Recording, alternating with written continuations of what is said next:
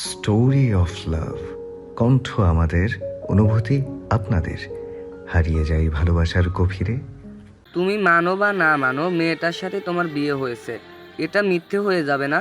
হাফিজুল চৌধুরীর কথা শুনে হাতের কাছে থাকা টি টেবিল খানায় প্রচণ্ড শক্তি প্রয়োগ করে ঘুষি মারে আফরার। মুহূর্তের মধ্যেই টেবিল ভেঙে গুড়িয়ে যায়। ঝনঝন শব্দে মুখরিত হয় গোটা ড্রয়িং রুম। শক্তপোক্ত হাতের পিঠেও ঢুকে গিয়েছে এক টুকরো কাচ। সেখান হতে গল গল করে গড়াচ্ছে লাল রঙের তরল পদার্থ।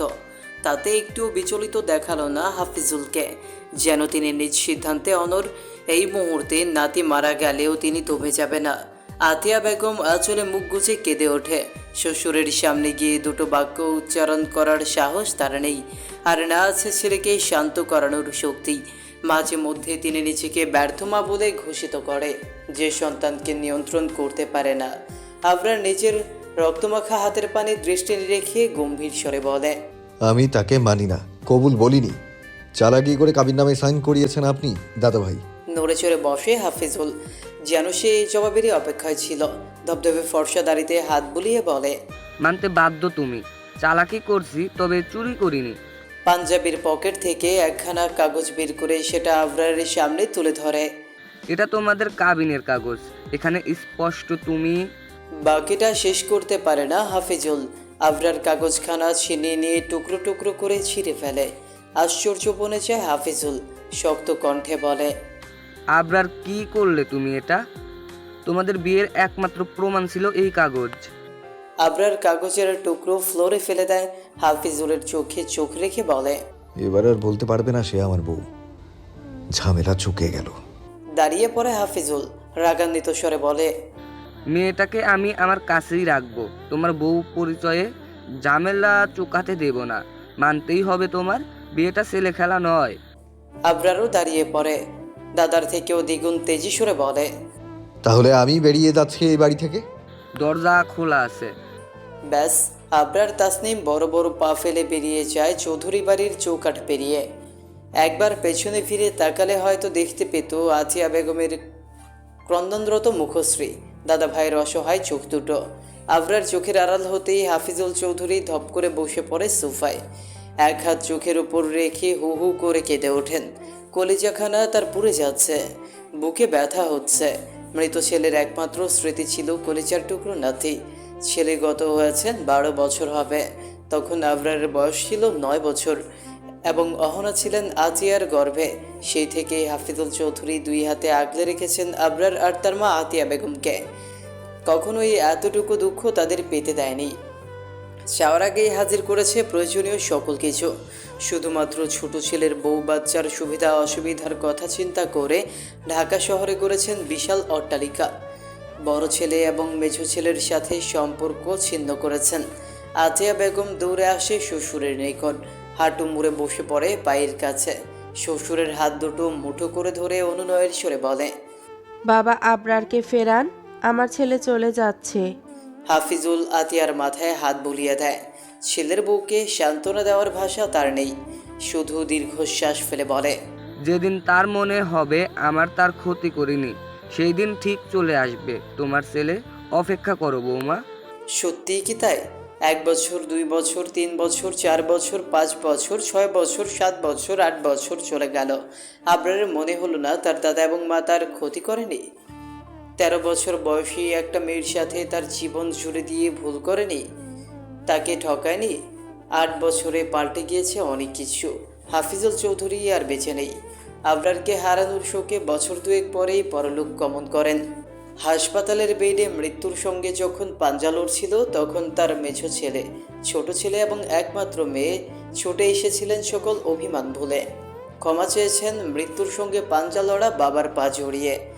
দম বের হওয়ার আগে হাফিজুল চৌধুরী অক্সিজেন মাস্ক খুলে শেষবার দুটো কথাই বলেছিলেন, শেষবেলায় আবরারের মুখখানা দেখতে পারলাম না, আর তুতুলকে তোমরা দেখে রেখো। আবরারের আমানত তোমাদের ভরসায় রেখে গেলাম। ঘুমের ঘরে অনুভব করে ঠান্ডা একটা জিব্বা চেটে দিচ্ছে তুলতুলের গোটা মুখ, যেন জিব্বার মালিক জাগাতে চাইছে তাকে। ডিসেম্বরের মাঝামাঝি, হাড় কাঁপানো শীত পড়েছে। এমন সময় সাধের ঘুমের ব্যাঘাত ঘটালো। নিশ্চয়ই ভালো লাগবে না, তুলতুলেরও ভালো লাগলো না। মুখখানা কম্বলের তলায় নিয়ে যেতে উদ্যত হয়, তবে জিব্বার মালিকের জন্য পারে না। সে যেন পণ করেছে বিরক্তির সর্বোচ্চ পর্যায়ে নিয়ে যাবে তুলতুলকে। পিটপিট করে চোখ খুলে তুলতুল কপাল কুঁচকে বলে, এনি ডোন্ট ডিস্টার্ব। বিড়ালটি মালিকের ঘুম ঘুম কণ্ঠস্বর শুনে থামল। যেন সে বুঝতে পারলো তার উপস্থিতি টের পেয়েছে মালিক। আর জ্বালাতন করা ঠিক হবে না, তাই ভদ্র বাচ্চার মতো মালিকের গা ঘেঁষে শুয়ে পড়ে। হাত পা নেড়ে ঘুমানোর প্রস্তুতি নেয়। মিউ মিউ আওয়াজ তোলে কিছু একটা বোঝালো যেন। তুলতুল পাশ ফিরে আনুর উপর একটা হাত রাখে, শান্ত হয় এবং মুহূর্তের মধ্যে সেও ঘুমিয়ে পড়ে। কিছু সময়ের ব্যবধানে দুজনেই চিৎকার করে লাফিয়ে ওঠে, কেননা দুজনের মুখে কেউ ঠান্ডা পানি ঢেলে দিয়েছে। অ্যানি এদিক ওদিক ছোটাছুটি করছে, ভীষণ ভয় পেয়েছে যে। তুলতুলেরও ভয়ে বুক কাঁপছে। গভীর ঘুমে ছিল, হঠাৎ পানির ঝাপটা সামলে উঠতে সময় লাগে। যখনই বুঝতে পারে সে এবং তার ছোট্ট এনি ভিজে জবুতবু হয়ে গিয়েছে, তখনই বড় বড় নয়নের সামনে তাকায়। তিথি কোমরে হাত দিয়ে দাঁড়িয়ে আছে, চোখে মুখে রাগের ছাপ স্পষ্ট। তুলতুল চোখ নামিয়ে শুকনো ঢোক গিলে। মুখসহ জামার কিছু অংশ ভেজে গিয়েছে, কম্বলখানা চুপচুপে ভেজা। অ্যানি ছোটাছুটি থামিয়েছে, ঠান্ডা লাগছে বোধ হয়, তাই তুলতুলের কোলে এসে গুটি সুটি মেরে বসে পড়ে। তুলতুল নিজের কামিজের অংশ দিয়ে মুছিয়ে দিতে থাকে অ্যানির শরীর। এমনিতেই ঠান্ডা সহ্য হয় না তার, না জানি আবার অসুখ বাঁধিয়ে ফেলে। এহেন আদিক্ষেতা সহ্য হয় না তিথির, তাই মুখ বাঁকিয়ে বলে, মেলোড্রামা শেষ হলে এবার উঠুন মহারানী, অনেক কাজ পড়ে আছে, কাজগুলো শেষ করে উদ্ধার করুন আমায়। তুলতুল অ্যানির শরীরে নজর রেখে বলে, ডাকলেই পারতে, এভাবে ভিজিয়ে দিলে কেন? এবার শুকোবে, এই ভেজা কম্বল তো শুক। তিথি ড্রেসিং টেবিলের সামনে গিয়ে দাঁড়িয়েছে ততক্ষণে। এলোমেলো জিনিসপত্র গুছিয়ে রাখতে রাখতে জবাব দেয়, আম্মু বললো না উঠলে পানি মারতে, তুই তো জানিস আমি আম্মুর কথা ফেলতেই পারি না। তুলতুল পাল্টা কোনো কথা বলে না। এর সাথে কথা বললে কথা বাড়বে, এক পর্যায়ে ঝগড়া লেগে যাবে, তখন বকাগুলো তারই খেতে হবে। তাই ইয়ানিকে কোলে নিয়ে বিছানা ছাড়ে। রুম থেকে বের হতে উদ্যত হলে তিথি বলে ওঠে, তোর বিড়াইকে লুকিয়ে রেখে যা, ভাইয়া আসছে বাড়িতে, তার সামনে পড়লেই বুড়িগঙ্গায় ফেলে দিয়ে আসবে, আর তুইও লুকিয়ে থাকবি। তিথির কথা কানে তোলে না তুলতুল। তুহিন খুব ভালো, সে তুলতুল আর অ্যানিকে খুব ভালোবাসে, কিছুতে ফেলবে না এটা নিশ্চিত সে। তুলতুল নাম অনেকেরই পছন্দ হয়নি, তাই আদ্রিতা দিলাম। আমার শরীর ভালো নেই ভাবি, রান্না করতে পারবো না। ক্লান্ত ভঙ্গিমায় সুফাই গায়ে দিয়ে বলে আতিয়া বেগম। বেশ কয়েকদিন যাবৎ গা গুলোচ্ছে তার। মাছ মাংস খেতে পারছে না, মাথা ঘুরিয়ে বারংবার বমি আসছে। বয়স তার 45 ছুঁয়েছে। চেহারার চৌলস কমে এসেছে, চোখের নিচে কালি, দু একটা চুলও সাদা হয়েছে। শ্বশুরের মৃত্যুর পরে তিনি স্বেচ্ছায় ভাসুরদের সাথে এক বাড়িতে থাকেন। দুটো ভাসুর খুবই স্নেহ করলেও তাদের বউ খুব একটা ভালো চোখে দেখেন না আতিয়া বেগমকে। সুযোগ পেলেই কটাক্ষ করতে ভোলে না। রাজিয়া বেগম লক্ষ্য করে আতিয়া বেগমকে, বলবে বলবে করেও বলা হয়নি, আজকে কপাল কুঁচকে বলেই ফেলে, কাল দেখলাম বমি করলে, মাছ খেতে পারলে না। ঘটনা কি? স্বামী মরেছে, এত বছর হয়ে গেল, সন্তানরা ফেলে রেখে গেছে, এই সুযোগে কার সাথে শুয়েছিলে? বড় ভাবির কথায় কোনো প্রতিক্রিয়া করেন না আতিয়া বেগম। যৌবনকালে যখন স্বামী পরলোক গমন করেছিলেন, তখন বাবা ভাই বহুবার বলেছিল আতিয়া নতুন করে জীবন কর, এভাবে দিন যাবে না। আতিয়ার মন গলাতে পারেনি। সম্পর্ক ছিন্ন করেছিলেন বাবা ভাইয়ের সাথে। তাচ্ছিল্য হাসি ফুটে ওঠে আতিয়ার ঠোঁটের কোণে। রাজিয়ার বিরক্তি আকাশ ছুঁই ছুঁই। বারংবার এগিয়ে আসেন ঝগড়া বাঁধাতে, কথা কাটাকাটি করতে, কিন্তু পারে না। মাঝে মধ্যে তিনি হতাশ হয়, মনে মনে ভাবে আতিয়া বেগম মানুষ নাকি অন্য কিছু। তবে আজকে তিনি ছাড়বেন না, যেন পণ করেছে। এগিয়ে এসে বসে আতিয়ার পাশে এবং বলেন, তুমি কি ব্যাপারখানা ভেবে দেখছো না? দুটো সন্তানের মা হয়েছো, এই লক্ষণগুলোর সাথে পরিচিত তুমি। কোনো অঘটন ঘটিয়ে ফেললে আগেই বলো, আমরা ডাক্তারের কাছে নিয়ে যাব, অ্যাবর্শন করিয়ে আনবো, ঝামেলা মিটিয়ে ফেলবো। চোখ খোলে আতিয়া, শান্ত দৃষ্টিতে পর্যবেক্ষণ করেন রাজিয়া বেগমকে। কি অবলীলায় বলে ফেললো কথাগুলো। তার সন্তানরা কাছে থাকলে নিশ্চয়ই তাকে এইভাবে অপমান করতে পারতো না কেউ। আদ্রিতা আয়ানিকে কোলে নিয়ে এগিয়ে আসে। বড় মায়ের বলা কথাগুলো সে শুনেছে। অপেক্ষায় ছিল মা কখন প্রতিবাদ করবে, কখন বলবে। ভাবি এসব কিছু না, তুমি চিন্তা করিও না। কিন্তু আদ্রিতাকে হতাশ করে দিয়ে চুপ থাকে আতিয়া। চোখ দুটো টলমল করে ওঠে। রাজিয়ার মুখোমুখি দাঁড়ায় এবং কাঠ কাঠ গলায় বলে, বড় মা, আমার মাকে এমন কথা বলবেন না। তিনি ফুলের মতো পবিত্র। আপনার মন মানসিকতা পরিবর্তন করা দরকার। রাজিয়া দাঁড়িয়ে পড়ে, তেড়ে আসে আদ্রির দিকে, উচ্চস্বরে বলে, কে কেমন আমি জানি না, দুটো চোখে সব তো দেখি। পাশের বাড়ির আফসালের ঘন ঘন বাড়িতে আসার কারণ বুঝি না আমি। নেহাতেই আমরা ভালো মানুষ, তাই চুপ করে থাকি। অ্যানি মেও মেও আওয়াজ তোলে, যেন সে বুঝতে পেরেছে মহিলাটি আদ্রিকে বকা দিচ্ছে। রাজিয়া বিড়ালের পানে তাকায়, পরপরই বলে, তোর পবিত্র মাকে বলিস বাচ্চা নষ্ট করতে। বিধবা মানুষ, চাহিদা থাকতেই পারে, তাই বলে আমাদের মান সম্মান ডোবাতে দিব না। আর তুই বা কি বোঝাবি, তুইও তো বিধবা। আতিয়া বেগমও দাঁড়িয়ে পড়ে, চোখ দুটো ছলো ছলো করছে তার। এতক্ষণের এত কথা তার গায়ে না লাগলেও এবারের কলিজায় লেগেছে। ধরে আসে গলায়, মিনতি করে বলে, এমন কথা বলবেন না ভাবি, আদ্রিতা বিধবা নয়, ও কখনোই বিধবা হবে না। আদ্রি মুখ বাঁকিয়ে বলে, আপনার বোধহয় স্মৃতিশক্তি হারিয়ে গিয়েছে। আপনি ভুলে গিয়েছেন আমার বিয়ে হয়নি। মা, তুমিও না, এর কথা শুনো না তো। রাজিয়া আরো কিছু বলতে যাবে, আতিয়া তার হাত পা মুঠো করে ধরে, ইশারায় মিনতি করে কিছু না বলতে। মুখ বাঁকায় রাজিয়া আতিয়া বেগমের থেকে হাতখানা ছাড়িয়ে নেয় ঝাড়া দিয়ে। রাগ তার আকাশ ছুঁই ছুঁই। আদ্রির গালে কষে একটা থাপ্পড় দিতে পারলে শান্তি লাগতো। সাহস কত তাকে বলে তার নাকি স্মৃতিশক্তি হারিয়েছে। তুই তোর মাকে নিয়ে বেরিয়ে যেতে পারিস না এই বাড়ি থেকে? আমাদের একটু শান্তি দিতে পারিস না? আদ্রিও সমান তালে বলে, এই বাড়িটা বড় মায়ের ছেলের, তাহলে এখান থেকে তোমরা বের। বাকিটা শেষ করার আগেই রাজিয়া বেগমের হাত উঠে যায় আদ্রির গালে। খুবই শক্ত একটা থাপ্পড়ে চুপ করিয়ে দেয়। মাথা ভন ভন করছে আদ্রির। কিছু মুহূর্ত চোখ বন্ধ করে দাঁড়িয়ে থাকে। কানে আসে আতিয়া বেগমের আর্তনাদ। অনুভব করে নরম তুলতুলের একখানা হাত জড়িয়ে ধরেছে আদ্রিকে। থেমে নেয় রাজিয়া, উচ্চস্বরে বলেই চলেছে, বাইরের মেয়ে হয়ে আমাকে এসব বলার সাহস কোথায় পায়? মুখ বেড়ে গিয়েছে, একদম ভেঙে গুড়িয়ে দিব। আবরার একটা চোর, সে চুরি করে আমার শ্বশুরের থেকে বাড়ি লিখে নিয়ে নিখোঁজ হয়েছে। আমাদের ঘাড়ে রেখে গিয়েছে উটকো ঝামেলা। তার মা একটা বেহায়া মহিলা, বুড়ো বয়সে পেট বাঁধিয়েছে। এমন আরো অনেক কিছু। আদ্রি চোখ খুলে, তার কোলে থাকা অ্যানি মিউ মিউ আওয়াজ তুলে বকা দিচ্ছে রাজিয়া বেগমকে। কত বড় সাহস তারই মনিবের গায়ে হাত তুলেছে। আদ্রি কোল থেকে নামালে এতক্ষণে খামচে দিত রাজিয়াকে। আতিয়া বেগম স্নেহমাখা হাত বুলিয়ে দেয় আদ্রির গালে, কপট রাগ দেখিয়ে বলে, বেশি কথা কেন বলিস তুই? চুপ থাকা যায় না? আদ্রি মৃদু হেসে মাথা ঠেকায় আতিয়া বেগমের বুকে এবং ধরে আসা সুরে বলে, চলো না মা, আমরা দূরে কোথাও চলে যাই, যেখানে তুমি আমি ছাড়া কেউ থাকবে না। আমাদের শান্তির একটা সংসার হবে। জবাব দেয় না আতিয়া বেগম, মনে মনে বলে, আমাদের কপালে শান্তি লেখা নেই রে মা। আমরা যে পোড়া কপাল নিয়ে দুনিয়ায় এসেছি। আমার আবরার আমাদের দুঃখের সাগরে ভাসিয়ে দিয়েছে। সুইজারল্যান্ডের জুরিক শহর নির্জন এবং নিস্তব্ধ। বাংলাদেশের মতো যানজট, শব্দদূষণ, কোলাহল এসবের অস্তিত্ব নেই। ভোরের আলো ফুটেছে বেশ কয়েক ঘন্টা আগে।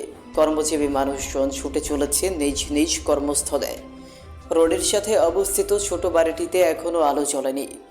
বাড়ির ভেতরটা অন্ধকারে ছেয়ে আছে, যেন সূর্যি মামা এখনো ওঠেনি। বাড়ির মেন ফটক পেরোলেই নজরে পড়ে বিশাল ড্রয়িং রুম, বড় বড় চারখানা সোফা, চারপাশে বসানো, মাঝখানে টি টেবিল। সেই টেবিলের উপরে অর্কিড ফুলের একখানা টপ রাখা, বাম পাশে কিচেন এবং সোজাসুজি সিঁড়ি বেয়ে উপরে উঠলে নজরে পড়বে দুটো রুম। একটা রুমের সামনে বড় বড় অক্ষরে লেখা আবরার তাসনিম। অপর রুমখানা হতে হাই তুলতে তুলতে বের হয় সিয়াম।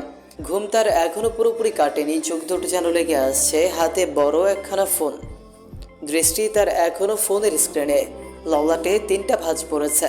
মূলত ঘুম ছোটানোর উদ্দেশ্যে ফোনখানা হাতে তুলেছিল। ফেসবুকের নিউজ ফিড ঘাঁটতে ঘাঁটতে হঠাৎ নজর আটকেছিল এক ফ্রেন্ডের আশায় গাইডের পানি। তখনই তড়িঘড়ি করে বিছানা ছেড়েছে সে। সিয়াম আবরারের কক্ষের দরজায় টোকা দেয়। দৃষ্টি পড়ে নেম প্লেটের ওপর। পিটপিট করে একবার নামখানা পড়ে দেয়, পরপরই মুখ বাঁকায়। শালা, তোর নাম আবরার সেটা আমরা জানি, আমাদের জানাতে হবে না। পরপরই আবারও টোকা দেয়। ভেতর হতে কোনো সারা শব্দ পাওয়া যায় না। বিরক্ত হয়ে সিয়াম দরজা ঠেলে ভেতরে ঢুকে পড়ে। ডান পাশে থাকা সুইচ বোর্ডের বাটন টিপে রুমটা আলোকিত করে। কোমর অবধি কম্বল জড়িয়ে ঘুমিয়ে আছে আবরার। বড় বড় চুলগুলো এলোমেলো, 2 হাত ওপর দিকে দিয়েছে। ফর্সা বুকের কালো কয়লার ঠিক ওপরে সাদা রঙের ব্যান্ডেজ চড়ানো, নাভির বাম পাশেও 1 টাইম ব্যান্ডেজ। কপালে রক্ত শুকিয়ে টান টান হয়ে আছে। সিয়াম এগিয়ে যায়, আবরারের শরীর হতে কম্বল টান মেরে নিয়ে নেয়। হাত বাড়িয়ে কাটা জায়গাগুলো ছুঁয়ে দেয় আর আলতো করে। পরপরই বলে, আপনার ব্রো, অহনা ছাড়াও তোর আরও একটা বোন আছে? আগে তো বলিসনি। কি কিউট রে তোর বোন। আন্টির সাথে পিকচার আপলোড করেছে ফেসবুকে। আবরার চোখ খোলে, তাকায় সিয়ামের পানে। বাবরুটা উঁচু করে। ব্যাস, সিয়াম বুঝতে পারে। কথা বলতে কি প্রবলেম তোর? সবসময় এমন ইশারা কেন করিস? মাঝে মধ্যে মনে হয় আমি তোর বউ বাচ্চাদের নিয়ে সময় কাটাচ্ছি। তোর জোর রোমান্স পেয়েছে, তাই ইশারায় ডাকছিস কাছে যেতে।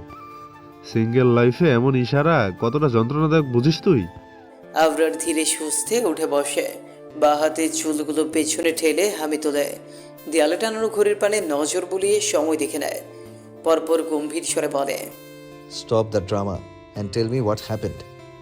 সিয়াম ধক করে বসে পড়ে আবরারের পাশে, ফোনখানা এগিয়ে দেয়। সেখানে স্পষ্ট দেখা যাচ্ছে আতিয়া বেগমের কাঁধে মাথা রেখে দূরে অবস্থিত সাগর দেখাচ্ছে একটা মেয়ে। নীল রঙের টপস এবং কালো জিন্স পরনে তার, গলায় ঝুলছে নীল রঙের ওড়না। লম্বা চুলগুলো হাঁটু ছাড়িয়ে গিয়েছে। আবরারের চোখ আটকায় ক্যাপশনে, সেখানে লেখা রয়েছে, আই উইশ আমার জীবনেও একজন সুপার হিরো আসতো, আমাকে আর আমার মাকে নিয়ে চলে যেত অনেক দূরে, যেখানে সবাই আমাদের ভালোবাসতো এবং সম্মান করতো। সিয়ামের ফোনখানা শূন্যে ছুঁড়ে মারে আবরার। রুম ছাড়িয়ে বেলকনি পেরিয়ে তার স্থান হয় বাগানে। ইতিমধ্যেই চোয়াল শক্ত করে ফেলেছে। লাল লাল আঁখে দুটোয় যেন আগুন ছুটছে। স্তব্ধ সিয়াম খানিকক্ষণ তাকিয়ে থাকে আবরারের মুখ পানে। পরপরই কাঁদো কাঁদো স্বরে বলে, আমার ফোন তোর কি ক্ষতি করেছিল ভাই? 5 দিন হলো ফোনটা কিনেছিলাম। ফস করে শ্বাস টানে আবরার। চোখ বন্ধ করে কিছু একটা চিন্তা করে। তারপর খাটের পাশে থাকা টি টেবিলের ওপরে থাকা চার্জার হতে ফোন তুলে ব্যস্ত ভঙ্গিমায় কিছু করতে করতে সিয়ামকে আদেশের সুরে বলে, 2টো টিকিটের ব্যবস্থা কর ইমিডিয়েটলি। ফোনের চোখ ভুলে চিন্তিত হয়ে পড়ে সিয়াম। পরপরই ঠোঁটের কোণে হাসি ফুটে ওঠে। বাই এনি চান্স আবরার কি তার জন্যই মেয়েটিকে এখানে আনার ব্যবস্থা করছে? তোর বোনকে এখানে আনবি? আগেই বলে রাখছি, তাকে কিন্তু আমি বিয়ে করব। প্রেম টেম করবো না। আবরার তাকায় সিয়ামের পানে।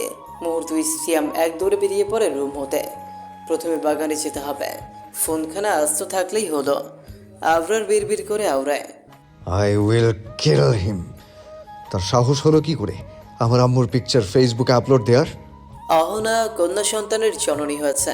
ফোনের স্ক্রিনে একদৃষ্টিতে তাকিয়ে আছে আতিয়া বেগম, তার সেই ছোট্ট মেয়ে যে কিনা সর্বক্ষণ মায়ের আঁচল ধরে ঘুরঘুর করত। সেই মেয়েটি মা হয়েছে।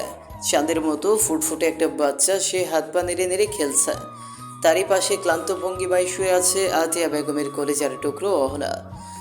বহু বছর হয়ে গেল মেয়েটাকে সামনে থেকে দেখা হয়নি, বুকে জড়িয়ে আদর করা হয় না। কলেজে উঠতেই সম্পর্কে জড়িয়েছিল, পরে সুইজারল্যান্ডের বাসিন্দা এক ছেলের সাথে বিয়ে করবে বলে সিদ্ধান্ত নেয়। তার সেই সিদ্ধান্ত হাফিজুল চৌধুরী কিংবা আতিয়া কেউই মেনে নেয় না। অগত্যা 18 বছর পেরোতেই সেই ছেলের সাথে পাড়ি জমায় সুইজারল্যান্ড। ভুলে যায় মা এবং দাদাকে। আতিয়া বেগমের 2টো সন্তান, দুজনেই তার থেকে বহু বহু মাইল দূরে। মাঝে মধ্যে একটু আধটু ফোনে কথা বলে এই যা। তারও ইচ্ছে করে ছেলেমেয়ে নিয়ে এক ছাদের তলায় বাস করতে। ঘুম থেকে উঠে ছেলেমেয়ের মুখ দেখতে, মা ডাক শুনতে। টুপ করে 2 ফোঁটা পানি গড়িয়ে পড়ে ফোনের স্ক্রিনে। প্রাণ ভরে দোয়া করতে ভোলে না মেয়ে এবং নাতনিকে। তখনই ফোন বেজে ওঠে আতিয়া বেগমের। ফোনখানা রিসিভ করে কানে তুলতেই ভেসে আসে ছেলের গম্ভীর কণ্ঠস্বর, আম্মু, আমি টিকিট পাঠিয়েছি, কাল সকাল 6টায় তোমার ফ্লাইট। আর কোনো কথা শুনতে চাই না আমি। দীর্ঘশ্বাস ফেলে আতিয়া। হাতের উল্টো পিঠে চোখের পানি মুছে মলিন স্বরে বলেন, এতিম মেয়েটাকে ফেলে রেখে আমি যেতে পারবো না। 3টে মাস অপেক্ষা কর, আদ্রির বাবা দেশে আসুক, তার কাছে মেয়েকে বুঝিয়ে দিয়ে আমি চলে যাব তোদের কাছে। Fucking sympathy. বিড়বিড় করে আওড়ায় আবরার এবং বলে, 2টো টিকিট পাঠিয়েছি, একটু অবাক হয় আতিয়া বেগম, তার ছেলে 2টি টিকিট পাঠিয়েছে। ঠিক শুনল, আবরার আদ্রিকে নিতে চাচ্ছে তার কাছে। আদ্রি যেতে না চাইলে কান ধরে টেনে নিয়ে আসবে। ব্যাস, কল কেটে যায়। মৃদু হাসে আতিয়া বেগম। অবশেষে আদ্রি আর আবরার মুখোমুখি হবে। ভার্সিটির মাঠে 3 বান্ধবী এবং এক বন্ধুর সাথে বসে আছে আদ্রি। মনটা তার একদমই ভালো নেই। সর্বক্ষণ ঠোঁটের কোণে হাসি লেগে থাকা আদ্রির মুখটা আজকে মৌলিন। বকবকের রানী মুখে কুলুপ এঁটে আছে। শুভ ইতিমধ্যে একবার আদ্রিকে খোঁচিয়েছে, কি হয়েছে জিজ্ঞেস করতে করতে ক্লান্ত সে। তবুও আদ্রি তা মুখ খুলছে না। হাঁটুতে মাথা ঠেকিয়ে দূরে ঘাসের ওপর খেলতে থাকা অ্যানিকে দেখছে। সে যেখানেই যায় অ্যানিকে সাথে নিয়েই যায়। চৌধুরী বাড়ির কেউই তেমন পছন্দ করে না সুযোগ খুঁজে ফিরে দেওয়ার। এই আদ্রি, ওই দেখ তোর আসিফ আদনান আসছে আমাদের দিকেই। চট করে মাথা তুলে সে অনবরত দৃষ্টি ঘুরিয়ে এদিক ওদিক তাকায়। ভার্সিটির গেটের ভেতরে ঢুকতে থাকা লম্বা এক যুবককে দেখে নিমিষে মলিন ঠোঁটের কোণে হাসি ফুটে ওঠে। চুলের ভাঁজে হাত ঢুকিয়ে ঠিকঠাক করে নেয়। শুকনো ঢুকিলে মাশা আল্লাহ আওরায়। এই যুবককে ভালোবাসে আদ্রিতা একটু বেশি। তার শয়নে স্বপ্নে শুধু এই মানুষটি রয়েছে। বলা বাহুল্য, এই মানুষটিকে দেখার জন্য ক্লাস ফাঁকি দিয়ে মাঠে বসে থাকে, কিন্তু কখনোই তার সামনে দাঁড়ানোর সাহস হয়নি। কখনোই চোখে চোখ রেখে ভালোবাসার কথা জানাতে পারেনি সে। বহুবার ভেবেছে আজকে প্রপোজ করেই ফেলবো, তবে সাহস জোগাতে পারেনি। স্মৃতি পুনরায় বলে ওঠে, আদ্রি, এইটাই সুযোগ, আজকের মনের কথাটা বলে দে তাকে। জিভ দ্বারা ঠোঁট ভিজিয়ে নেয় আদ্রিতা। দৃষ্টি সরায় আসিফের পান থেকে। চোখ বন্ধ করে কিছু একটা চিন্তা করে। পরপরই চোখ খুলে পুনরায় তাকায় আসিফের পানে। ওই তো অ্যানির কাছে এসে থামল। হাঁটু মুড়ে বসে ডান হাত বাড়িয়ে করে তুলে নিল অ্যানিকে। এবার বুকের সাথে চেপে ধরে চুমু খেলো। ঠোঁট নামিয়ে গলা শুকিয়ে আসে আদ্রিতার, যেন চুমুটা অ্যানির নয় তার গালেই পড়েছে। লজ্জায় কান গরম হয়ে ওঠে। হাঁসফাঁস করতে করতে দাঁড়িয়ে পড়ে। আদ্রিতার দাঁড়ানো দেখে বাকিরাও দাঁড়ায়।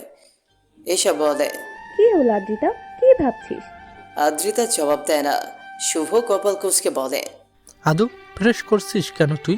স্বপ্নে কি আসিফ আদনানকে নিয়ে কক্সবাজারে চলে গেলি না কি? বাকিরা হেসে ওঠে। আদ্রি চোখ পাকিয়ে তাকায় শুভর পানে। তখনই ভেসে আসে হাস্যোজ্জ্বল সুন্দর এক কণ্ঠস্বর। আদ্রিতা, বিড়ালটা তোমার? স্মৃতি খোঁচা মারে আদ্রিতাকে। ধীরে ধীরে তাকায় আসিফ আদনানের পানে। বুক কাঁপছে তার। লোকটার শরীরে থেকে ভেসে আসছে জেমস পারফিউমের সুঘ্রাণ। কেমন মাতাল মাতাল লাগছে। ইচ্ছে করছে সাদা পাঞ্জাবিতে নাক ডুবিয়ে সমস্ত ঘ্রাণ শুষে নিতে। আদ্রি থেকে জবাব না পেয়ে মুখের সামনে তুড়ি বাজায় আসিফ। চমকায় আদ্রিতা। স্মৃতি বলে ওঠে, অ্যাকচুয়ালি ভাইয়া, সে আপনাকে ভালোবাসে, তাই নার্ভাস হয়ে যাচ্ছে। কপাল কুচকায় আসিফ। আদ্রিতা চোখ মুখ খিচে বন্ধ করে ফেলে। ইস, এভাবে মুখের উপর বলতে হয়। এবার কোন দিক দিয়ে দৌড় দিবে আদ্রিতা? কোন দিকে পালাবে? পরপরই আসিফ হেসে ওঠে। আদ্রিতার কপালে 2 আঙ্গুলে টোকা দিয়ে বলে, ভালোবাসলে বলে দিতে হয়, মনের মধ্যে কথা জমাতে নেই, ফসে যায়। সকলেই ও হো বলে ওঠে। লজ্জায় মাথা নিচু করে ফেলে আদ্রিতা। ইচ্ছে করছে মাটি ফাঁক করে ঢুকে পড়তে। আসিফ অ্যানিকে নামিয়ে দেয়। তারপর আদ্রিতার ডান হাতখানা মুঠো করে ধরে ওপরে তোলে। স্মৃতির থেকে কলম টেনে নিয়ে নিচের ফোন নাম্বারখানা লিখে দেয় এবং সাথে সাথেই হাত ছাড়ে। আদ্রিতা বড় বড় নয়নে তাকিয়ে আছে আসিফের পানে। লোকটা তার হাত ধরলো। কল করিও, অপেক্ষায় থাকবো। তারপর আসিফ আদনান চলে যায় ভার্সিটির ভেতরে। পেছনে রেখে যায় স্তব্ধ হয়ে দাঁড়িয়ে থাকা আদ্রিতা এবং তার বন্ধুদের। এতটাই সহজ, মানে আসিফ আদনানও পছন্দ করতো আদ্রিতাকে। বাহ! বাড়ি ফিরে দেখতে পায় আতিয়া বেগম বড় বড় 2টো লাগেজ গুছিয়ে ড্রয়িং রুমে বসে আছে। দেখতে তাকে বড়ই উদাসীন লাগছে। বড় মা মেঝুমাকে বাড়ি থেকে তাড়িয়ে দিচ্ছে। বুকটা কেঁপে ওঠে। চিন্তিত আদ্রিতা অ্যানিকে কোল থেকে নামিয়ে দিয়ে দৌড়ে গিয়ে বসে পড়ে আতিয়া বেগমের পাশে এবং 2 হাত জড়িয়ে ধরে কাঁধে মাথা রেখে শুধায়, মা, কোথায় যাচ্ছ তুমি? আমাকে কেন বললে না? আমি যদি আরেকটু পরে আসতাম তাহলে তুমি আমাকে রেখেই চলে যেতে। আতিয়া বেগম হাসে। আদ্রিতার হাতের উপর হাত রাখে। তোর জন্যই বসে আছি, তোকে নিয়ে যাব কোথায়? সুইজারল্যান্ডে। ললাটে ভাঁজ পড়ে আদ্রিতার। ছেড়ে দেয় আতিয়াকে। কেন? তোমার ছেলের কাছে? অহনার বাবু হয়েছে দেখতে। কতদিন থাকবো? 10-15 দিন। সত্যি তো? এখন যা, চট করে জামা পাল্টে আয়। আদ্রিতা উঠে পড়ে। কয়েক পা এগোতেই অ্যানির কথা মনে পড়ে। সে চলে গেলে অ্যানিকে রেখে যাবে কার কাছে? মুহূর্তেই পেছনে ঘুরে প্রশ্ন করে, মা, অ্যানি? সেও যাচ্ছে আমাদের সাথে। আদ্রিতার খুশি আর দেখে কে। সে নাচতে নাচতে চলে যায় রুমে। হাতের নাম্বারখানা খাতায় লিখে ফেলে। তারপর বিছানায় তাকাতেই দেখতে পায় তার জামা কাপড় রাখা সেখানে। মাঝে মধ্যে আদ্রিতার মনে হয় আতিয়া বেগমকে কয়েকটা চুমু দিতে। এ মানুষটা এত ভালো কেন? এই যে আতিয়ার পরনের জামা কাপড়ও ঠিক করে রেখেছে। মনে মনে মাকে হাজারবার ভালোবাসি ভালোবাসি বলতে বলতে ওয়াশরুমে ঢুকে পড়ে। মিনিট 10-এর মতো সময় নিয়ে তৈরি হয় না এবং অ্যানিকেও তৈরি করায়। অনবরত বেঁচে চলেছে কলিং বেল। বিরক্তিতে চোখ মুখ কুঁচকে ফেলে আবরার। মনিটরে চলছে ইংলিশ মুভি। অতি মনোযোগ সহকারে মুভির মজা উপভোগ করছিল সে। মনিটরে মুভি পজ করে খাট হতে নেমে পড়ে। শক্তপুক্ত হাতে এলোমেলো চুলগুলো ঠিক করতে করতে কক্ষ হতে বের হয়। ততক্ষণে সিয়াম দরজা খুলে দিয়েছে। একে একে ভেতরে ঢুকে পড়েছে 4 জন পুরুষ। এরা আবরারের বন্ধু, নেহান, আমান, ইভান, আহাদ। তারা ভেতরে ঢুকে একটু নীরব নেই। প্রথমেই সিয়ামকে চ্যাংদোলা করে ধরেছে এবং একের পর এক প্রশ্ন করে যাচ্ছে। মূলত প্রশ্নের সঠিক জবাব না পেলে তাকে নামানো হবে না। সিয়াম চিল্লিয়ে ওঠে এবং বলে, আপনার বোনকে পছন্দ হয়েছে আমার, এবং আপনার শুধুমাত্র আমার জন্য ওর বোনকে সুইজারল্যান্ড আনছে। এই তো আর 2 ঘন্টা পরেই ল্যান্ড করবে। সিয়ামকে সোফায় শুইয়ে দেয় ওরা। ঘন্টাখানেক আগে ওদের চ্যাট গ্রুপে সিয়াম বলেছে, গাইস, আপনার আমাকে ভীষণ ভালোবাসে। ব্যাস এইটুকুই। মুহূর্তেই ওরা যে যার কাজ ফেলে ছুটে এসেছে আবরারের বাসায় রহস্য উদ্ঘাটন করতে। আবরার ওদের কার্যকলাপ সবটাই দেখে। পরপরই হাত ঘড়িতে নজর রাখে। 3:04। এয়ারপোর্টের উদ্দেশ্যে এখনই বেরিয়ে পড়তে হবে। লং জার্নি করার অভ্যাস নেই আদ্রিতার। আর প্লেন ভ্রমণ তো এই প্রথমবার। অনেক এক্সাইটেড ছিল, ভেবেছিল মেঘ দেখতে দেখতে পৌঁছে যাবে সুইজারল্যান্ড। কিন্তু গোটা জার্নি ঘুমিয়েই পার করেছে। প্লেন ল্যান্ড করার পরপরই ঘুম ছুটেছে এবং তখন থেকে আক্ষেপ করছে। লাগেজ হাতে পাওয়ার পরে সেটা সংগ্রহ করে এগোতেই দেখা মেলে আবরারের। দেখেছেন আতিয়া বেগম। আদ্রিতার সেদিকে খেয়াল নেই। সে ব্যস্ত আভনিকে এয়ারপোর্ট দেখাতে। শ্রে অ্যানি, যদি তোর বাবা আশিক আন্দানির সাথে এখানে আসতে পারতাম তাহলে তোর জন্য নতুন একটা ভাই বোন নিয়ে ফিরতে পারতাম। কথাটা বেশ জোরেই বলেছে এবং কথা শেষ হওয়ার পর মুহূর্তেই ধাক্কা খায় শক্তপোক্ত কিছুর সাথে। বিরক্ত আদ্রিতা কপাল কৌচকে তাকায়। মুহূর্তেই আঁখি পল্লব বড় বড় হয়ে যায়। এটা কে রে ভাই? এত লম্বা মানুষ হয় আর এইভাবে কেন তাকাচ্ছে? ধাক্কা খেলো বলে বাপরে বাপ এমনভাবে তাকিয়েছে যেন আদ্রিতাকে কাঁচা গিলে খাবে। একটু ঢেকুর তুলবে না। দৈত্য যেন কোনো একটা। শুকনো ঢুক গেলে আদ্রিতা পাশে তাকাতেই দেখতে পায় আতিয়া বেগম দৈত্যটার হাত জড়িয়ে কাঁদছে। চতুর আদ্রিতা বুঝে ফেলে এটাই হচ্ছে আবরার তাসনিম। তাই সে একটু হাসার চেষ্টা করে এক হাত কপালে তুলে সেলুট করার পরে বলে, আসসালামু আলাইকুম বড় ভাই, ভালো আছেন?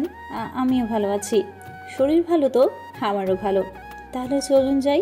বলতে বলতে আবরারকে পাশ কাটিয়ে চলে যায়। আবরার বিড়বিড় করে আওড়ায়, আসিফ আদনান। আতিয়া বেগম এয়ারপোর্ট থেকে হাসপাতালের উদ্দেশ্যে বেরোবে। আদ্রিতাও যেতে চেয়েছিল, তবে আতিয়া বেগম সাথে নিতে নারাজ। এমনিতেই দুর্বল এখন। হাসপাতালে গেলে খুঁজেই পাওয়া যাবে না। অহনার হাজবেন্ড নিতে এসেছে ওনাকে। আদ্রিতার মাথায় হাত বুলিয়ে কপালে চুমু খায় আতিয়া বেগম। বিরক্তিতে চোখ মুখ কুঁচকে হাত ঘড়িতে সময় দেখে নেয় এবং বলে, মেলোড্রামা শেষ হবে কখন? আদ্রিতা ভেঙচি কাটে, কিরে ভাই এভাবে গম্ভীর স্বরে বলার কি হলো? স্বাভাবিক স্বরে বলা যেত না? বুঝবো কি একটা। আদ্রিতা ভেবে পায় না তার মতো এত কিউট ইনোসেন্ট মিষ্টি মেয়ের ভাই এমন তার কাটা গোমরা মুখ ভাল্য কি করে হলো? অবশ্য হবে নাই বা কেন? সে তো আপন ভাই না, খালাতো ভাই। আতিয়া বেগম আবরারের হাত ধরে বলে, ওকে দেখে শুনে নিয়ে যাস। আদ্রিতার সাথে সাথেই ঘোর প্রতিবাদের স্বরে বলে, মা, আমাকে দেখে নিতে হবে না। আমি বড় হয়ে গিয়েছি, নিজেই দেখে শুনে যেতে পারবো। চোখ রাঙায় আতিয়া বেগম। একটু কেয়ার করে না আদ্রিতা। আবরার ভ্রু বাঁকিয়ে এক পলক তাকায় এবং সাথে সাথে দৃষ্টি সরিয়ে ফেলে। অতঃপর আতিয়া বেগম গাড়িতে উঠে বসে শেষবার হুঁশিয়ার করে আদ্রিতাকে এবং আবরারকে, মুহূর্তেই শো করে চলে গেল গাড়ি। গাল ফুলিয়ে সেদিকেই তাকিয়ে থাকে আদ্রিতা। রাস্তাঘাট বড্ড পরিষ্কার পরিচ্ছন্ন, কোনো জ্যাম নেই, নিরিবিলিতে গাড়ি চলাচল করছে। আদ্রিতা মনে মনে বলল, যতটা ভেবেছিলাম ততটা উন্নতি করতে পারেনি দেশটা। বাংলাদেশে কত গাড়ি, এত এত গাড়ির ঠেলায় রাস্তা ব্লক হয়ে থাকে।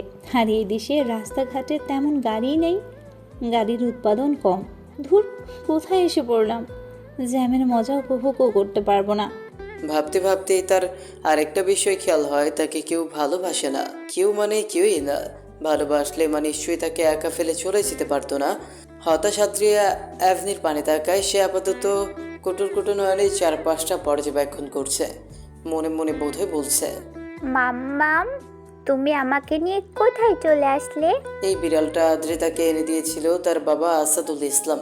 20তম জন্মদিনে তিনি মেয়ের সাথে দেখা করতে এসেছিল। সুদূর সিঙ্গাপুর থেকে 3 মাস সময় কাটিয়েছেন। বিড়াল ছানাটি তখন ছিল একটুখানি, ভালো করে হাঁটতেও পারতো না। সেই থেকে আদ্রিতা তাকে কোলে পিঠে করে মানুষ করেছেন। নাম দিয়েছে অ্যানি। ধবধবে ফকফকে পরিষ্কার রাস্তার এক কোণে কালো রঙের একটা গাড়ি রাখা রয়েছে, দেখতে বেশ সুন্দর। সেই গাড়ির দরজা খুলে ভেতরে ঢুকতে যায় আবরার। আদ্রিতা দৌড়ে এসে দাঁড়ায় আবরারের সামনে, আতঙ্কিত স্বরে বলে, আল্লাহ, কি করছেন? অন্যের গাড়িতে কেন উঠছেন? নিশ্চয়ই আমার সামনে একটু বড়লোক শাস্তি। আরে বড় ভাই, এটা বাংলাদেশ নয়, এখানে। বাকিটা শেষ করার আগেই আবরার শক্ত গলায় ধমকে বলে, শারাপ, মুখটা বন্ধ রাখো এবং গাড়িতে বসো। শুকনো ঢোকিলে আদ্রিতা, তার ছোট্ট মুখখানা কাঁপছে। এত জোরে কেউ ধমক দেয়? একটুর জন্য কিডনিটা গলে যায়নি। আল্লাহ, জিভ দ্বারা ঠোঁট ভিজিয়ে আশেপাশে একটু নজর ঘুরিয়ে দেখে নেয়। না, কেউ তাকিয়ে নেই।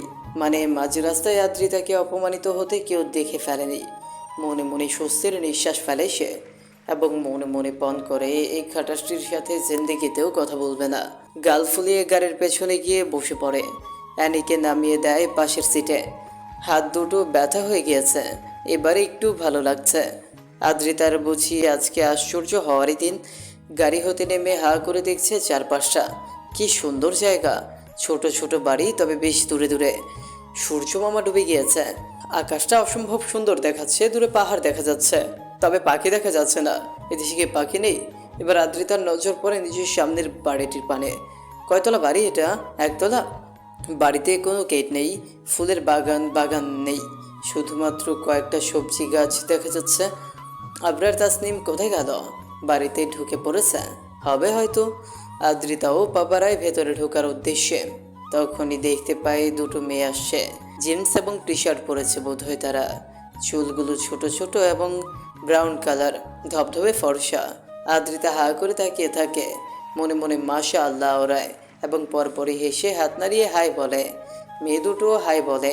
যাক বাবা, এদেশের মানুষ তাহলে হাসতে জানে। আবরার তাসনিমের মতো নয়।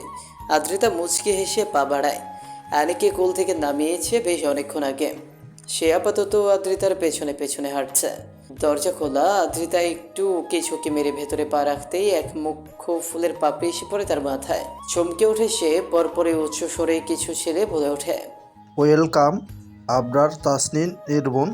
হাসি ফুটে ওঠে আদ্রিতার ঠোঁটের কোণে। সবাইকে সালাম দেয়। এবারেও সকলে একসাথে সালাম ফেরায়। আবরার সিঙ্গেল সোফায় বসে পায়ের উপর পা তুলে ফোন ঘাটছে। সিয়াম হা করে আদ্রিতাকে দেখছে। পিকচারের থেকেও বাস্তবে বেশি কিউট। ইস, পুরোই একটা পুতুল। আমার নিচের টি শার্ট খুলে সোফা মুছে আদ্রিতাকে বলে, এখানে বসুন ম্যাম। আদ্রিতা আমাদের পানে এগিয়ে আস্তে আস্তে বলে, আমাকে ম্যাম বলতে হবে না, আমার নাম আদ্রিতা। আমাকে আদ্রিতা বলেই ডাকবেন, না হলে আদ্রি। আহাত জবাব দেয়, আমি পরি বলে ডাকবো। রাশমি, তুমি পরির মতোই সুন্দর। লাজুক হাসে আদ্রিতা। কিছু বলার জন্য হা করতেই আবরার বলে, ওপরের বাঁ পাশের রুমটা তোমার, যাও। সিয়াম বলে ওঠে, সবে মাত্র আসলো, একটু বসে একটু রেস্ট নিই, তারপর না হয় যাবে রুমে। সিয়ামের কথায় সায় জানিয়ে আদ্রিতাও মাথা নাড়ে, কিন্তু আবরার ফেস শক্ত করে বলে, যেতে বলেছি আমি। ধুর। মনে মনে আবরারের গোষ্ঠী ষষ্ঠী পুজো করতে করতে নিজ কক্ষের পানি ছোটে আদ্রিতা। অ্যানি এদিক সেদিকে ঘুরে বাসা দেখছে। এফা খপ করে ধরে কোলে তুলে নেয় এবং বলে, আবার কি কিউট রে তোর বোন, সাথেও কিউটেরও কিউট। সিয়ামকে বসে পড়ে আবরার পায়ের কাছে। দুই পা জড়িয়ে ধরে অনুর উপর মাথা রেখে বলে, কি করলে তোর বোন পড়বে ভাই? একটু পটিয়ে দে, না হয় ধরে বেঁধে বিয়ে দিয়ে দে। চোখ বন্ধ করে ফুস করে শ্বাস টানে আবরার। গম্ভীর স্বরে বলে, সে আমার বোন নয়, বউ। এই মুহূর্তে বড়সড় একখানা ঘূর্ণিঝড় বয়ে গেল সুইজারল্যান্ডের জুরিক নামক শহরের এক কোনায় অবস্থিত আবরার কুটিরে। এখানে উপস্থিত সকল মানব স্তব্ধ হয়ে বসে আছে, যেন আসমান ভেদ করে বজ্রপাত এসে পড়েছে তাদের মাথায়, বা প্রাণঘাতী ঘূর্ণিঝড় আক্রমণ করেছে তাদের। ইভানের কোল হতে পড়ে গিয়েছে অ্যানি, একটু ব্যথা পেয়েছে কিসে, মেও মেও আওয়াজ তুলে এদিক সেদিকে ছোটাছুটি করছে, সেই দিকে মোটেও হোশ নেই কারোই। বিরক্ত আবরার কপাল কুঁচকে এক পলক অ্যানির পাশে তাকায়। বিড়ালটি কি বুঝলো তাকে চোখ রাঙানো হলো? সে গুটি গুটি পায়ে গিয়ে আবরারের পায়ের কাছে শুয়ে পড়ে। সিয়াম নাকের পাটাতল ফুলিয়ে ফুসফুস করছে সাপের মতো, যেন এই মুহূর্তেই হামলে পড়বে আবরারের উপর, সবল দিয়ে ধ্বংস করে দিবে এই মানবটিকে, ছিন্ন ভিন্ন করে ফেলবে দেহখানা। আবরার পরবর্তীতে ফোনে মনোযোগ দেয়। অফিসের কিছু ইম্পর্টেন্ট ডকুমেন্ট চেক করছে। আমান ফ্লোরে হাত পা ছড়িয়ে বসে পড়ে, কপাল চাপড়াতে চাপড়াতে আহাজারি করে বলে ওঠে, মানি না, আমি কিছুতেই মানব না, এটা হতে পারে না, কোনো মতেই না। আমার কলিজা জ্বলে যাচ্ছে, আমার হৃৎপিণ্ড পুড়ে যাচ্ছে। ওরে তোরা আবরারের মুখে কচু ঢুকিয়ে দে। আহাদ আমাদের পাশে বসে কাঁধে হাত রেখে বলে, স্যার প্লিজ উত্তেজিত হবেন না। আমার আহাদের হাতখানা ঝাড়া মেরে ফেলে দেয়, চোখ পাকিয়ে বলে, রাবিশ, কথা বলবেন না, আমি মরে যাচ্ছি যন্ত্রণায়, আর শালা তুই বলিস উত্তেজিত হব না? শুধু উত্তেজিত কেন, আমি তার বড়টা হব। চুপসে যায় আহাদ, কাচুমাচু হয়ে বসে থাকে আমাদের পাশে। এতক্ষণে মুখ খুলে সিয়াম গটগট পায়ে এগিয়ে আবরারের পাশে বসে, তার হাত থেকে ফোনখানা টেনে নিয়ে ঝাঁঝালো সরে বলে, কি বলছিস তুই এসব? কবে বিয়ে করলি? 6 বছর হলো একসাথেই তো আছি, কোনো বালছাল তো দেখলাম না। কৈফিয়ত দেওয়ার প্রয়োজন বোধ করলো আবরার, বরং সিয়ামের হাত হতে ফোন নেওয়ার জন্য হাত বাড়ায়। ফোন দে। আগে জবাব দে। প্রয়োজন বোধ করছি না। হতাশ হয়ে ফোনখানা দিয়ে দেয় সিয়াম। আবরার ফের মনোযোগী হয় ফোনে, যেন আশেপাশের কোনো কথাই তার কানে যাচ্ছে না। সিয়াম ছোট ছোট নয়নে তাকিয়ে থাকে। মিথ্যে কথা বলে না আবরার, তাহলে মেয়েটিকে বিয়ে কবে করলো? মুহূর্তেই চিন্তিত হয়ে পড়ে। আহাত ফোনের স্ক্রিনের সময় দেখে নেয় এই মুহূর্তেই তাকে যেতে হবে, তাই ব্যস্ততা দেখিয়ে বলে, আমাকে যেতে হবে, আসছি। হ্যাঁ, কালকে আবারও ক্লাস নিব, বিয়ের ভূত ছুটাবো ঘাড় হতে। পরপর আমানও বলে তারও যেতে হবে। একে একে সকলেই প্রস্থান করে, শুধু রয়ে যায় সিয়াম। সে আবরারের সাথেই থাকে। সকলেই যেতেই ফুস করে শ্বাস টানে আবরার। ফোনখানা ফেলে রেখে দাঁড়িয়ে পড়ে। প্রথমে দরজা আটকায়, পরপরই খুলে ফেলে পরনে থাকা সাদা রঙের শার্টখানা। বুকের ক্ষত গভীর, শার্টে বেশ সমস্যা করছিল। সিয়াম এখন তাকে আছে আবরারের পানে। যতক্ষণ না গোটা ঘটনা খুলে না বলবে ততক্ষণ সে দৃষ্টি সরাবে না, এটা জানা আবরারের। তাই পিছনে ঢুকতে ঢুকতে বলে, মেবি 2015 সাল ছিল। ওই মেয়েটার আম্মু মারা যায়, তখন দাদুভাই রেজিস্ট্রি পেপারে সাইন করিয়েছিল আমাকে দিয়ে, ব্যাস। সিয়ামের কপালে ভাঁজ পড়ে। মানে কি, সে অনেক অনেক আগের বিয়ে। আবরার নিজ বক্তব্য শেষ করে রান্নার প্রসেসিং শুরু করে দিয়েছে। ব্যস্ত ভঙ্গিমায় প্রথমে ফ্রিজ থেকে মাংস বের করলো, সেটা পানিতে ভিজিয়ে পেঁয়াজ কাটার প্রস্তুতি নিয়ে ফেলেছে। সিয়াম বড় বড় পা ফেলে কিচেনে ঢুকে এবং আবরারের পাশে বসে পড়ে, গালে হাত দিয়ে বলে, আই গেস মেয়েটিকে তোর পছন্দ না, তুই তাকে ডিভোর্স দিতে চাস। খচখচ আওয়াজ তুলে পেঁয়াজ কাটতে কাটতে আবরার জবাব দেয়, that's none of your business. ধুর, সহজ কথা সহজভাবে জবাব দিতে পারিস না? দেখ ভাই, তাকে আমার ভালো লাগে, ভীষণ ভালো লাগে। একটা পুতুল সে, তুই তাকে পছন্দ করিস না। তাছাড়া তোদের বিয়েরও কোনো ঠিক ঠিকানা নেই। ভাই, আমাকে ওকে দিয়ে দে, আই প্রমিস বুকের ভেতর আঁকড়ে রাখবো, ট্রাস্ট মি। জবাব দেয় না আবরার। একটু বিচলিত হয় না, চুপচাপ নিজ কাজ করতে থাকে। বিরক্ত হয় সিয়াম, তবে এইটুকু বুঝেছে আবরার মেয়েটিকে 0% পছন্দ করে না। মনে মনে বেশ খুশি হয়। ভাই, তোর তখন লজ্জা লাগলো না এইটুকু মেয়েকে বিয়ে করতে? তুই কোনোভাবে বিয়েটা আটকাতে পারতিস। রীতিমতো শিশু নির্যাতন করছিস তুই। তোর নামে মামলা করব আমি, হাজতে পুরবো, জেলের ভাত খাওয়াবো। বেশ জোরে কথাগুলো বলেছে সিয়াম। অ্যানির খোঁজে নিচে নেমেছে আদ্রিতা, তাই সিয়ামের শেষের কথাগুলো শুনে ফেলেছে। মুহূর্তেই বড় বড় পা ফেলে কিচেনে প্রবেশ করে খুশি হয়ে সিয়ামের পাশে দাঁড়িয়ে বলে, হ্যাঁ হ্যাঁ, চলুন থানায়, পড়ে আসি মামলা। শুভ কাজে দেরি করতে নেই। আমি আছি আপনার পাশে।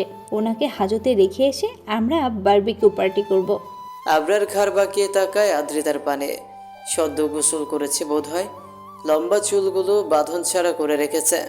ঘন কালো চুলগুলো ছড়িয়ে ছিটিয়ে আছে গোটা পিঠে জুড়ে।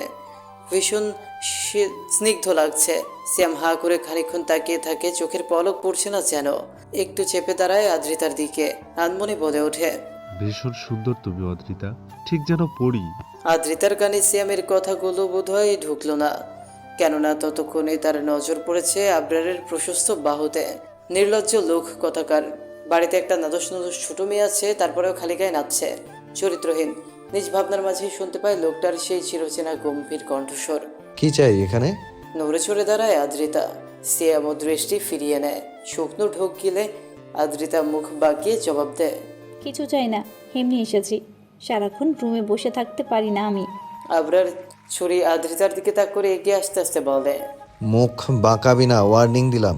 আদ্রিতা বড় বড় চোখ করে পিছিয়ে যেতে থাকে।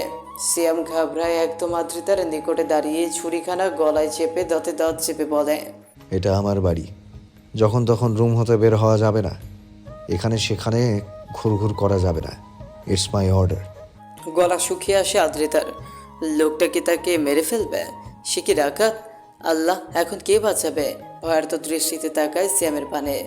ইশারায় বলে, আমাকে বাঁচাও। শ্যাম ইশারায় বোঝায়। আমি কিছু করতে পারবো না। আদ্রিতা আবরারের টকটকে লাল চোখের পানে এক পলক তাকিয়ে ঋণঋণিয়ে বলে, এমন করছেন কেন? আমি তো কিছু করিনি। আমাকে মেরে ফেলবেন না প্লিজ। এখনো বাচ্চা কাচ্চার মুখ দেখা বাকি। আবরার ছুরিখানা শব্দ করে ফেলে দেয় ফ্লোরে এবং শক্ত করে আদ্রিতার হাতখানা মুঠো করে ধরে। শ্যাম এবার একটু সাহস পেল বোধ হয়। এক পা এগিয়ে বলে, আবরার কি করছিস তুই? ধরেছিস কেন ওকে?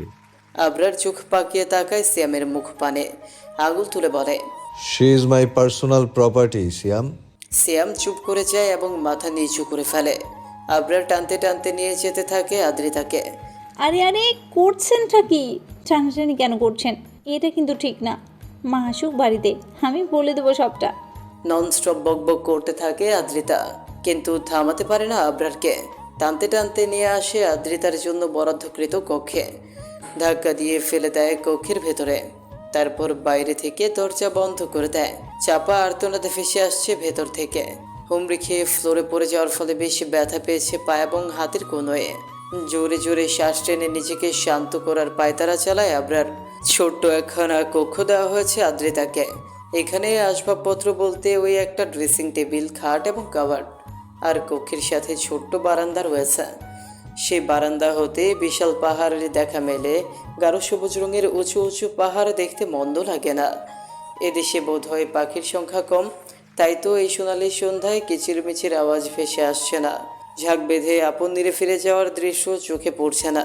কেমন যেন ফাঁকা ফাঁকা লাগছে শহরটা। এই শহরের বাতাসে প্রশান্তি খুঁজে পাচ্ছে না আদ্রিতা। বাংলাদেশে থাকলে এতক্ষণ তিথিয়াপুর সাথে ঝগড়া করতে পারত। তুহিন ভাই আইসক্রিম এনে দিত, বড় মা বকা দিতে দিতে অস্থির হয়ে উঠত। রাগ করে আদ্রিতা মায়ের ফোনখানা নিয়ে ছাদে চলে যেত। বাবা নামক লোকটিকে কল করত। দীর্ঘক্ষণ কথা বলে মন ভালো করতে পারত। আদ্রিতার মনে পড়ে গত কয়েকদিন হলো বাবার সাথে কথা বলা হয় না। শীতের আমেজ পড়েছে। রাত বাড়ার সাথে সাথে বাড়ছে শীতের প্রকোপ। আদ্রিতা মনে করার চেষ্টা করে বাংলাদেশে শীতের শো ছিল কিনা। মনে পড়ে মগজ করে যাওয়ার মতো উত্তাপ বাংলাদেশে, আর এইখানে শীত মানা যায়। বারান্দায় যেন শীতটা একটু বেশি। সেই শীতকে উপেক্ষা করে বসে আছে আদ্রিতা। কিছুতেই সরবে না এখান থেকে। গায়ে গরম কাপড় নেই, ওই তো সাদা রঙের লেডিস শার্ট এবং বেডরুমের মতো বিভিন্ন স্কার্ট। চুলগুলো এলোমেলো হয়ে ছড়িয়ে ছিটিয়ে আছে ফ্লোরে। সেদিকে একটু মনোযোগ নেই তার। মা খানিক্ষণ আগে এসেছে বোধ হয়। আদ্রিতাকে ইতিমধ্যেই দুবার ডেকেছে, সারা দেয়নি সে। আর প্রতিজ্ঞা করেছে সারা দিবেও না। একটু বেশি কষ্ট পেয়েছে কিনা, এমনটা কেন করবে? তখন আবরার বাইরে থেকে দরজা বন্ধ করে রেখে গেলেও পরে আদ্রিতা ভেতর থেকে বন্ধ করে রেখেছে। সে আর এই কক্ষ হতে বের হবে না। হবে না ওই পাষাণ পুরুষের মুখোমুখি। দেখাবে না এই মুখখানা তাকে। যতদিন থাকবে সুইজারল্যান্ড নামক দেশে ততদিন এই বারান্দায় কাটিয়ে দিবে। ব্যাস, ভাবনা চিন্তা করে সিদ্ধান্ত নেওয়া শেষ। দক্ষ হাতে গরুর মাংস এবং ভুনা খিচুড়ি রান্না করে ফেলে আবরার। সিয়ামও টুকটাক বেশ সাহায্য করেছে। বহু বছর বিদেশের মাটিতে পড়ে থাকলেও বাঙালি খাবার বেশ পছন্দ আবরারের। সেই চৌধুরী টুকটাক রান্না শিখেছে। মাঝে মধ্যে বন্ধুরা মিলে হরেক রকমের রান্নার আয়োজন করে। সিয়াম টমেটো শসা এবং কাঁচা পেঁয়াজ কাটছে সালাড বানানোর জন্য। সেই তখন থেকে গল ফুলিয়ে রেখেছে। সর্বক্ষণ বকবক করা সিয়াম আজকে চুপচাপ কাজ করে যাচ্ছে। আবরার অবশ্যই সেদিকে খেয়াল দিচ্ছে না। ধীর গতিতে এনি কিচেনে ঢুকে চোখ মুখ তার বড়ই ক্লান্ত। হবে না, ইতিমধ্যে গোটা বাড়ি 2বার চক্কর দিয়ে ফেলেছে। তারপরেও আদ্রিতাকে না পেয়ে হতাশে। কোথায় গেল তার মাম্মাম? অ্যানির পানে নজর পড়তেই সিয়ামের ঠোঁটের কোণে হাসি ফুটে ওঠে। ছুরিখানা নামিয়ে টি শার্টে হাত মুছে নেয়। অতঃপর হাঁটু মুড়ে বসে কোলে তোলে অ্যানিকে। নরম তুলতুলে শরীরে ঠোঁট ডেবিয়ে চুমু খায় শব্দ করে এবং শুধায়, কোথায় গিয়েছিলে তুমি? তোমার বিরহে আমি আধমরা হয়ে যাচ্ছিলাম। বিড়াল ছানাটি বেশ বিরক্ত। সে অপরিচিত মানুষের কোলে উঠতে চায় না, তার উপর আবার চুমু। সিয়ামের থেকে ছাড়া পাওয়ার জন্য ছোটাছুটি করে ওঠে। মিউ মিউ আওয়াজ তুলে ছেড়ে দিতে বলে, তবে সিয়াম ছাড়ে না, বরং আরও একখানা চুমু খেয়ে বলে, ওরে শালা, কোলে থাক, তোর মায়ের কাছে নিয়ে যাব। বলেই দাঁড়িয়ে পড়ে। আবরারকে উদ্দেশ্য করে বলে, ব্রো, টমেটো 1 পিস কেটেছি, বাকিগুলো তুই কেটে নিস, আমি আদ্রিকে ডেকে আনি, ঠিক আছে? বড় বড় পা ফেলে কিচেন ত্যাগ করে সিয়াম। আবরারের কোনো ভাবান্তর হয় না। সে নিজ গতিতে কাজ করে যাচ্ছে, যেন সিয়ামের কথা শুনতেই পায়নি। অহনা এবং তার বাচ্চাকে সাথে করে এনেছে আতিয়া বেগম। এই মুহূর্তে কিছুতেই মেয়েকে শ্বশুর বাড়ি যেতে দিবেন না। মা আর শাশুড়ি কি এক হলো? মায়ের মতো আদর যত্ন কখনোই শাশুড়ি করতে পারবে না। আবরার ছোট ছোট নয়নে বোন এবং বাচ্চাটিকে দেখছে। 5 দিন হলো বাচ্চাটি দুনিয়াতে এসেছে, অথচ একবারও আবরার হাসপাতালে যায়নি দেখতে। ওর সব বন্ধুই গিয়েছিল। সিয়াম 3 রাত্রি হাসপাতালে কাটিয়েছে, এমনকি অহনাকে হাসপাতালে সিয়ামই নিয়ে গিয়েছিল। ড্রয়িং রুমের সোফায় বসে আছে অহনা, তার কোলে ছোট্ট ছানাটি, যে হাত পা নেড়ে খেলছে।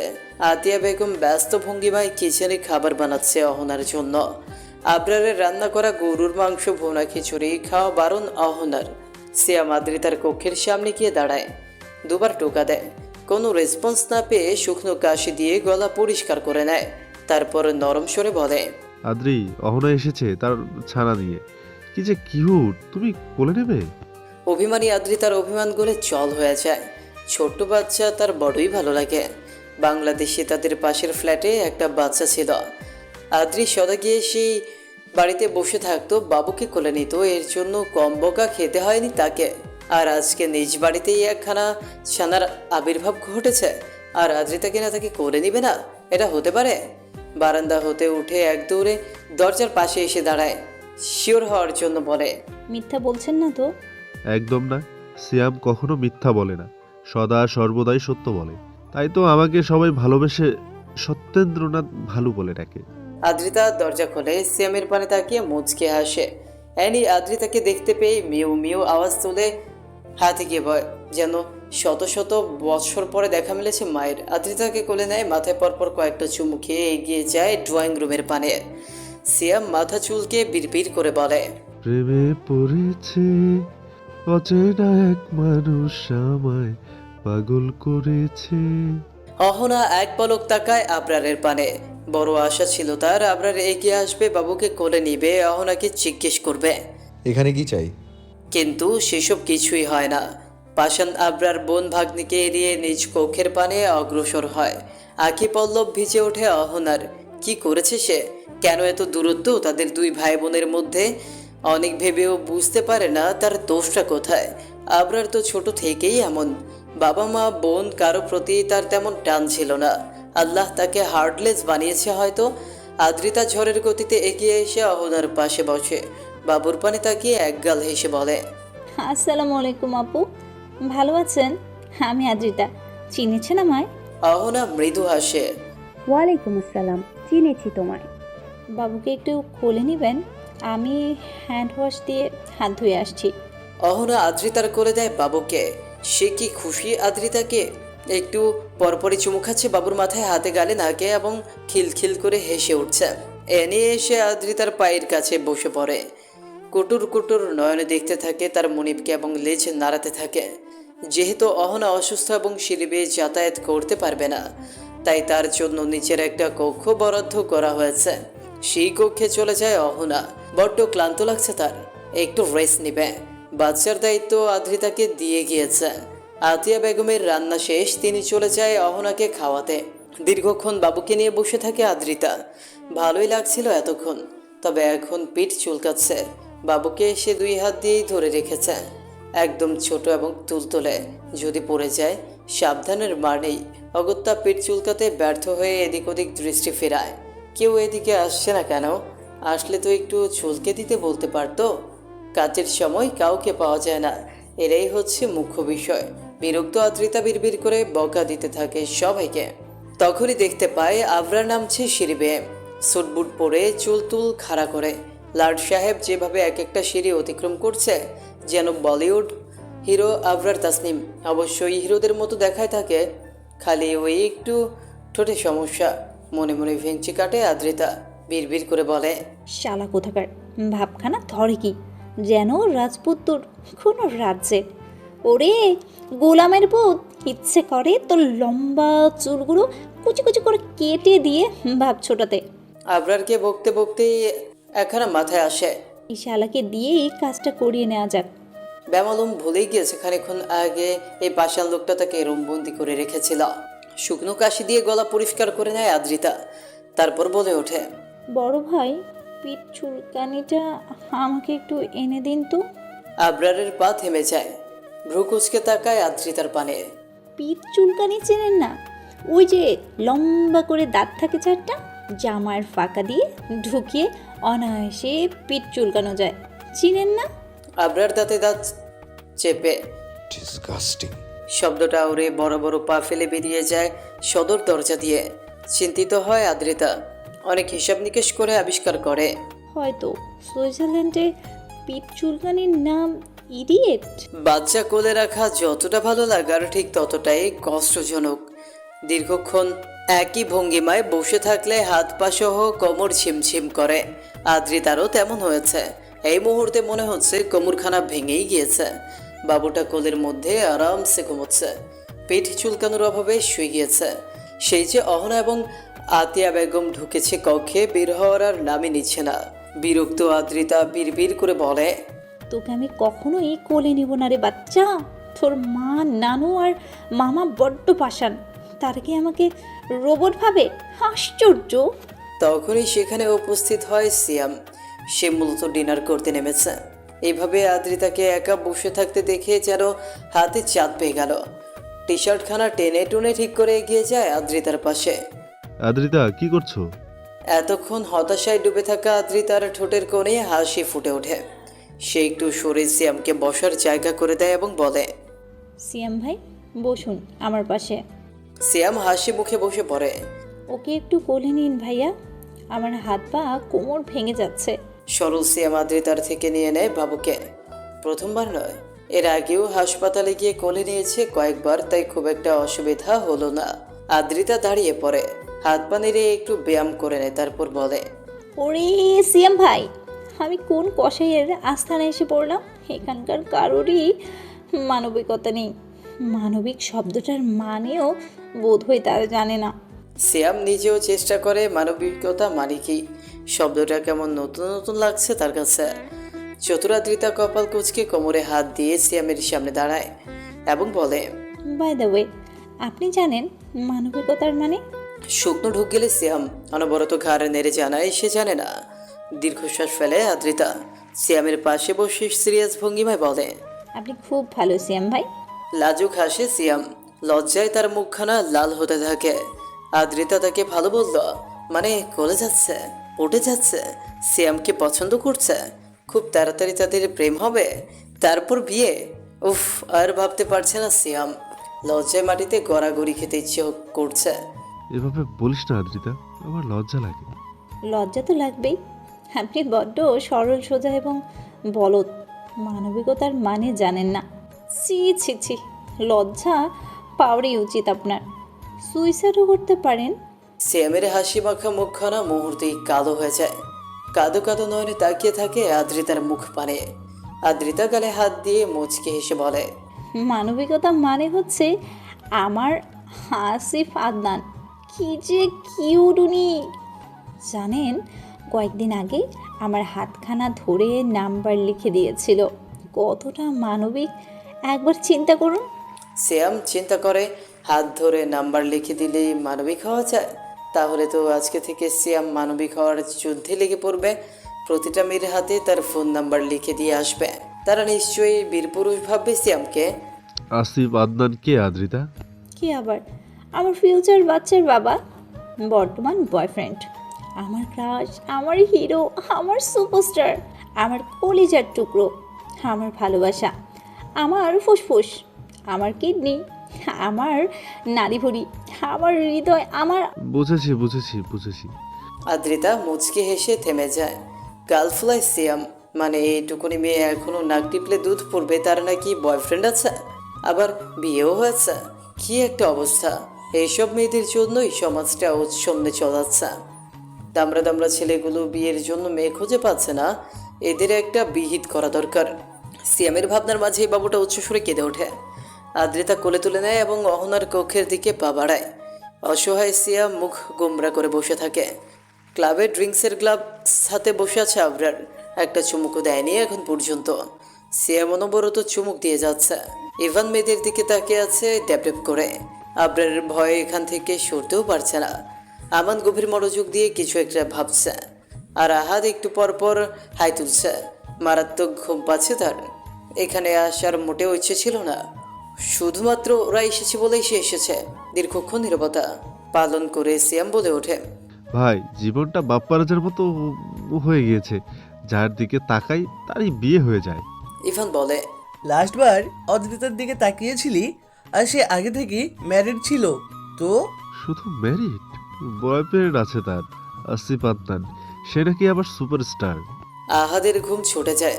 ইভান মনোযোগ দেয় সিয়ামের পানে, আর আমান চেয়ার থেকে পড়েই যাচ্ছিল প্রায়। কি বলছিস মামা?